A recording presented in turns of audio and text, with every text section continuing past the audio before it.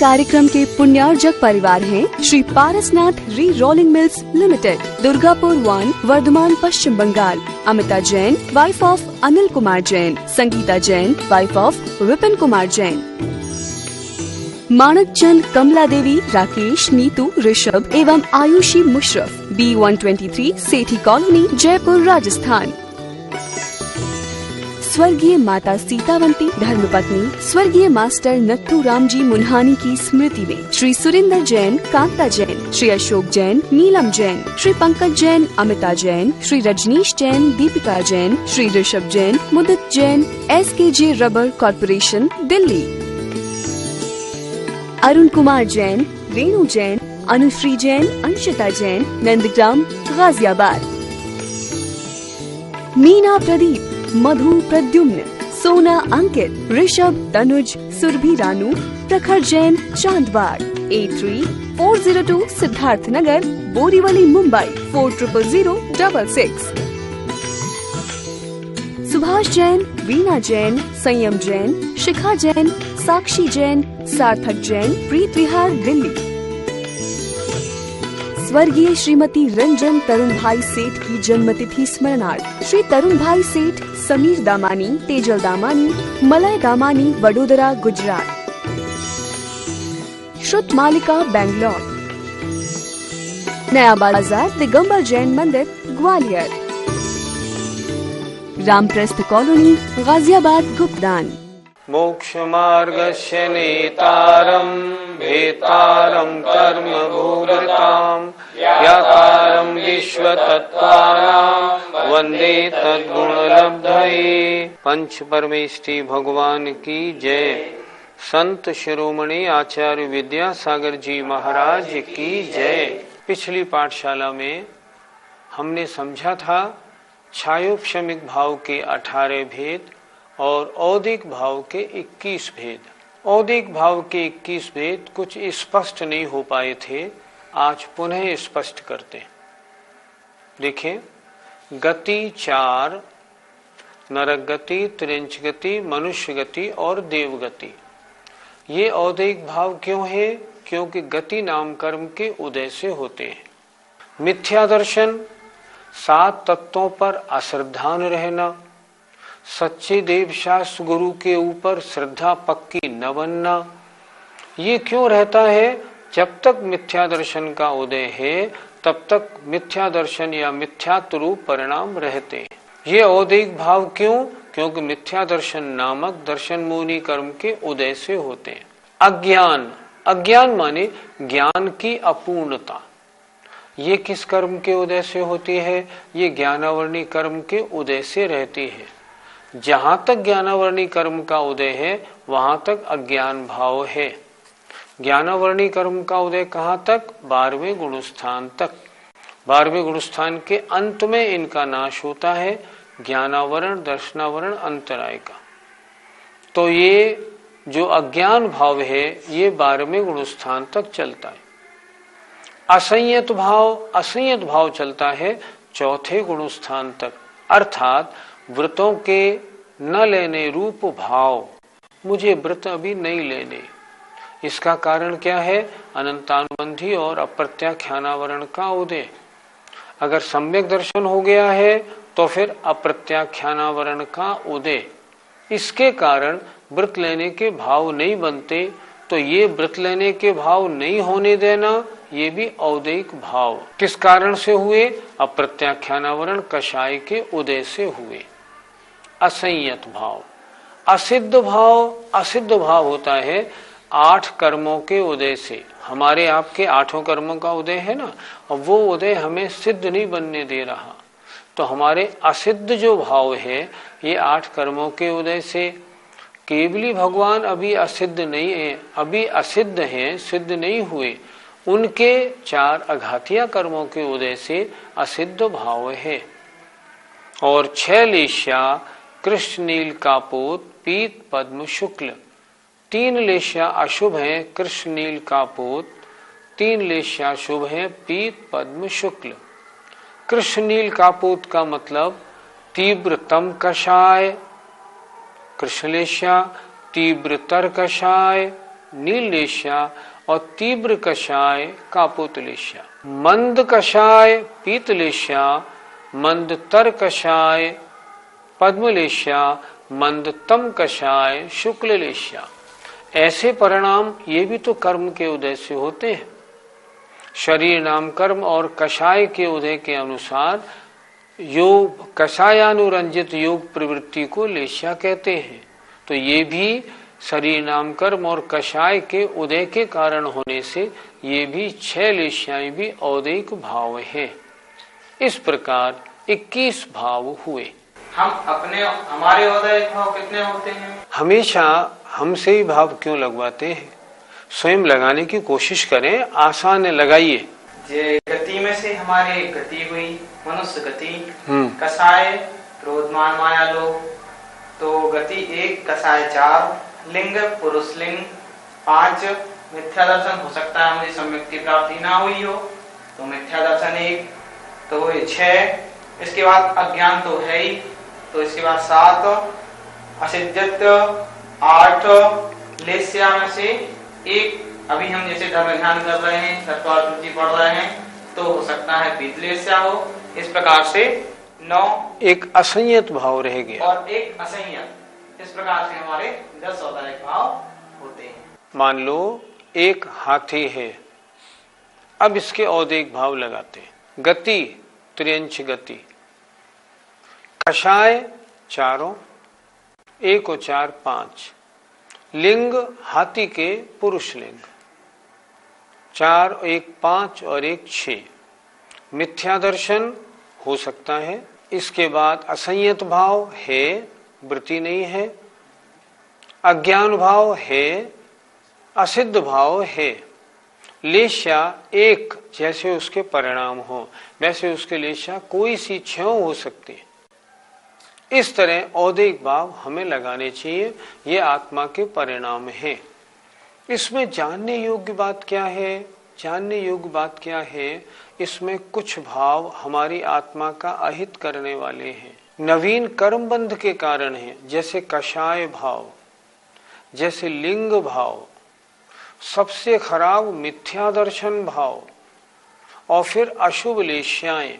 इनसे हमें बचने का प्रयत्न करना चाहिए कि ये भाव आत्मा को कष्टकारी हैं, इसलिए जितना इनसे बचा जाए उतना अच्छा है। इस प्रकार औदैक भाव 21 की चर्चा हुई। अब बचते हैं पारिणामिक भाव 3। आइए अब उनको देखते हैं। पारिणामिक भाव के 3 भेद। जीव भव्या भव्यत्वानि च। जीव भव्या भव्यत्वानि च। बोलिए। जीव भव्या भव्यत्वानि च। जीवत्व, भव्यत्व और अभव्यत्व, ये 3 पारिणामिक भाव के भेद हैं। पारिणामिक भाव किन्हें कहते हैं? आत्मा के जो परिणाम किसी भी कर्म के उपशम, क्षय, क्षयोपशम और उदय के कारण नहीं होते, जो आत्मा के स्वभाव होते हैं, उन्हें हम कहते हैं पारिणामिक भाव। उनके 3 भेद, जीवत्व, भव्यत्व और अभव्यत्व। जीवत्व माने चैतन्यपना, चेतनापना। जीव में किस कर्म के उदय से आया? नहीं, किसी के उदय से नहीं, ये जीव का स्वभाव है, जीवत्व भाव। भव्यत्व भाव, सम्यक्त्व प्रकट करने की योग्यता, भव्यत्व भाव। और सम्यक्त्व प्रकट करने की जहां योग्यता नहीं है वो अभव्यत्व भाव है। जितने जीव हैं सब में शक्ति रूप से तो सम्यक्त्व विद्वान है, मतलब सम्यक्त्व प्राप्त करने की शक्ति तो है, पर जिनमें उसको व्यक्त करने की योग्यता है वे भव्य हैं, जिनमें व्यक्त करने की योग्यता नहीं है वे अभव्य हैं। इस प्रकार पारिणामिक भाव 3 प्रकार का, जीवत्व, भव्यत्व और अभव्यत्व, अर्थात चैतन्यपना, जीवत्व भाव, ये प्रत्येक जीव में पाया जाता है। अब भव्यत्व भाव ये उनमें पाया जाता है जिनमें अपनी सम्यक्त प्राप्ति की शक्ति को व्यक्त करने की योग्यता है, और जिनमें योग्यता नहीं है उनमें अभव्यत्व भाव है।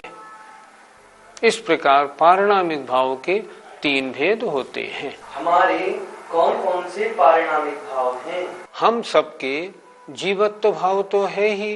अब रही बात भव्यत्व और अभव्यत्व, इनमें से कौन सा भाव है, यह अपने ज्ञान का विषय नहीं, ये केवली के ज्ञान का विषय है। लेकिन क्योंकि ऐसे भीषण पंचम काल में भी धर्म के प्रति हमारी रुचि प्रकट हुई है, इसलिए हमें अपना भव्यत्व भाव ही मानने योग्य है। सूत्र के अंत में जो चा शब्द दिया है उससे हमें क्या लेना चाहिए? सूत्र के अंत में जो चा शब्द दिया है वो ये कह रहा है कि कुछ अन्य और भी पारिणामिक भाव हैं, लेकिन वो जीव के असाधारण भाव नहीं है। असाधारण एक्स्ट्रा ऑर्डिनरी। वे और पारिणामिक भाव कैसे हैं? वे साधारण हैं, अन्य द्रव्यों में भी पाए जाते हैं, जैसे अस्तित्व, वस्तित्व, प्रमेयत्व, अवगाहनत्व आदि। ये गुण जो है ना, ये गुण अन्य द्रव्यों में पाए जाते हैं। इन सब की ध्वनि इस चा से निकलती है। जैसे हमने पहले बताया था कि पारिणामिक भाव तो अन्य द्रव्यों में भी होते हैं, तो वो आचार्य ने कहाँ लिखा? चा से लिखा। उसको लिखा क्यों नहीं सूत्र में? क्योंकि यहाँ जीव तत्व की विवेचना होनी है, तो जो जीव के असाधारण भाव है उनकी चर्चा हुई, इसलिए जीवत्व, भव्यत्व और अभव्यत्व को लिया। जो साधारण भाव है उनको यहाँ नहीं लिया, लेकिन चा लिख के उनको भी सूचित कर दिया। पंडित जी, कल की पाठशाला में जो सूत्र नंबर 5 है उसके अंत में जो च शब्द दिया है, उस च से क्या अर्थ लेना है? उस सूत्र नंबर 5 में छायोपशमिक भाव की चर्चा थी। तो ये कहा गया वहाँ, जैसे जो मिश्र अर्थात सम्यक मिथ्यात्व भाव है वह भी छायोपशमिक है, जो सैनीपना है वह भी छायोपशमिक है। तो चा से अन्य छायोपशमिक भावों का वहाँ ग्रहण करना चाहिए। इस तरह वहाँ चा उस रूप में था और यहाँ चा अन्य साधारण पारिणामिक भावों के लिए कहा गया। जीव के भावों की चर्चा हुई। अब आगे आचार्य बता रहे हैं जीव का लक्षण क्या है। उपयोगो लक्षणम, उपयोगो लक्षणम, उपयोगो लक्षणम, उपयोगो लक्षणम। सूत्र सरल है एकदम।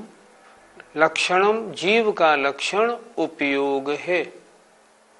उपयोग माने जानने देखने की शक्ति होना। उपयोग माने जानने देखने की शक्ति होना, ये उपयोग है और ये जीव का लक्षण है।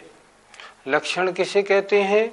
जो अन्य में न पाया जाए, केवल उसमें ही पाया जाए, उसे कहते हैं लक्षण। जानने देखने की शक्ति जीव के अलावा किसी अन्य द्रव्य में नहीं होती, इसलिए लक्षणम, जीव का लक्षण क्या है? उपयोग अर्थात ज्ञान और दर्शन। अगला सूत्र देखें। उपयोग कितने प्रकार का है?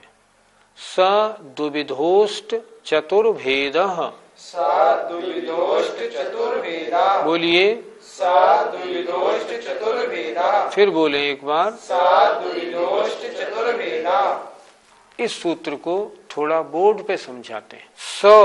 स माने वह उपयोग, जीव का लक्षण उपयोग है। जानना देखना, जानने देखने की शक्ति। स माने वह उपयोग, द्विविधः, 2 प्रकार का है। कौन कौन सा? ज्ञानोपयोग और दर्शनोपयोग। उसके भेद अष्ट चतुर्भेदः, ज्ञानोपयोग के 8 भेद, दर्शनोपयोग के 4 भेद हैं। सूत्र में से अगर आप अर्थ निकाल लेंगे ना, तो आपको घोंटने की आवश्यकता नहीं पड़ेगी। इससे लाभ क्या होगा?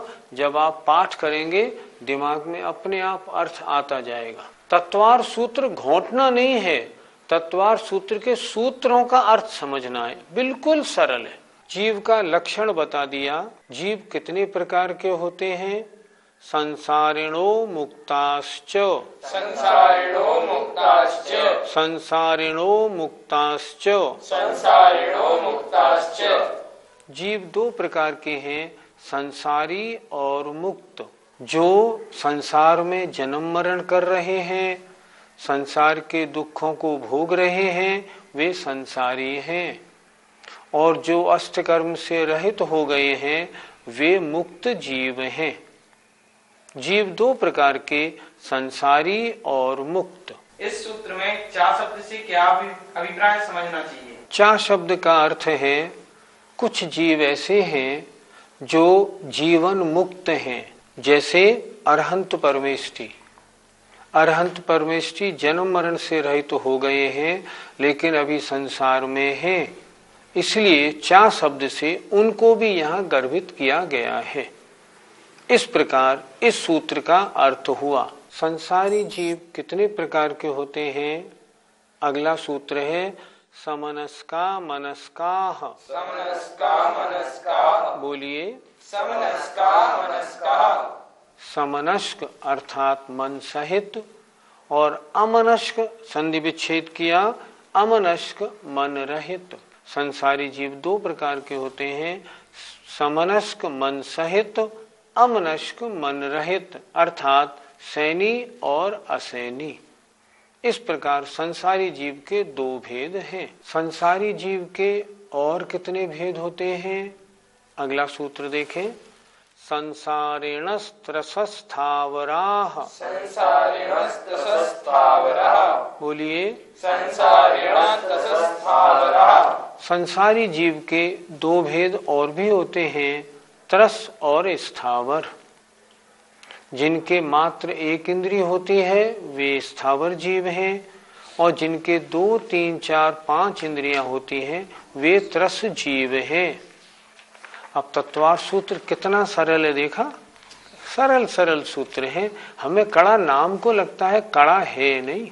स्थावर जीवों के भेद, पृथिव्यप तेजो वायु वनस्पतयः स्थावराः। पृथिव्यप तेजो वायु वनस्पतयः स्थावराः। बोलिए पृथिव्यप तेजो वायु वनस्पतयः स्थावराः। स्थावर जीव कितने प्रकार के होते हैं?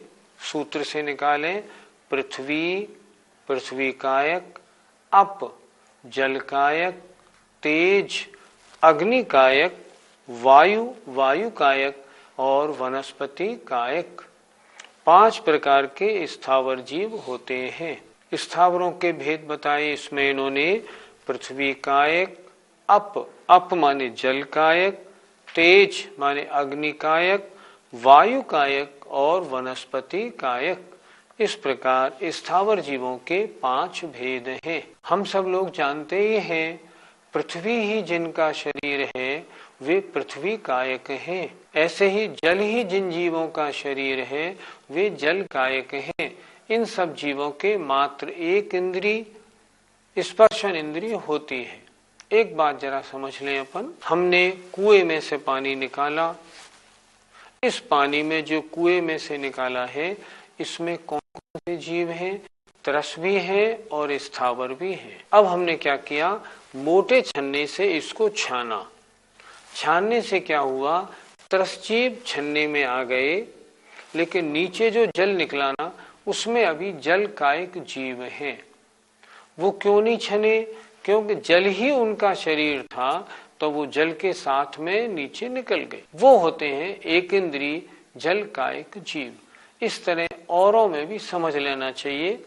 इस सूत्र में बताया स्थावर जीवों के 5 भेद, पृथ्वी कायक, जल कायक, अग्नि कायक, वायु कायक और वनस्पति कायक। पंडित जी, ऐसा सुना है कि जल के 4 भेद होते हैं, तो वो 4 भेद कौन कौन से होते हैं, कृपया बताएं। आपका प्रश्न बहुत अच्छा है, समझने वाली चीज है। जल के 4 भेद, जल, जल जीव, जल काय और जल कायक जीव।